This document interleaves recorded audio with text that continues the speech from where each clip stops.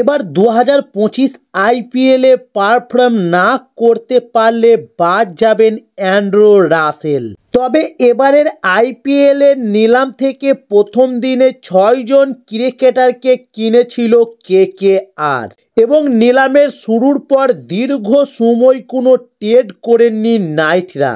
কিন্তু দ্বিতীয় দিনের শুরুতেই বড় চমক দিয়েছিল কেকেআর, যেখানে নিলাম থেকে এমন একজন তারকাকে দলে নিয়েছে কলকাতা নাইট রাইডার্স, যা তুলে দিয়েছে অনেক প্রশ্ন। তাহলে কি এবার শেষ হয়ে এসছে কেকেআরের রাসেলের দিন? এবার কি পারফরমেন্স না করতে পারলেই বাদ পড়বেন ক্যারিবিয়ান তারকা? কারণ ওয়েস্ট ইন্ডিজের টি-20 আন্তর্জাতিক দলের অধিনায়ক রবম্যান পাওয়েলকে দলে নিয়েছে কলকাতা নাইট রাইডার্স। তাই মনে করা হচ্ছে রবম্যান পাওয়েল হতে পারেন কেকেআরে অ্যান্ড্রু রাসেলের ব্যাকআপ প্লেয়ার। তবে নিলামে 1.5 কোটি টাকা ছিল রবম্যান পাওয়েলের বেস্ট প্রাইজ। কোনো দল দর হাঁকাননি ক্যারিবিয়ান এই তারকার জন্য।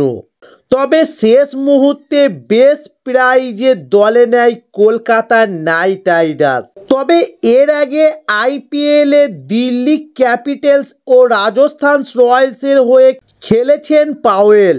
তবে বিগ হিটিং দক্ষতার পাশাপাশি রাসেলের মতো বোলিংও করতে পারেন।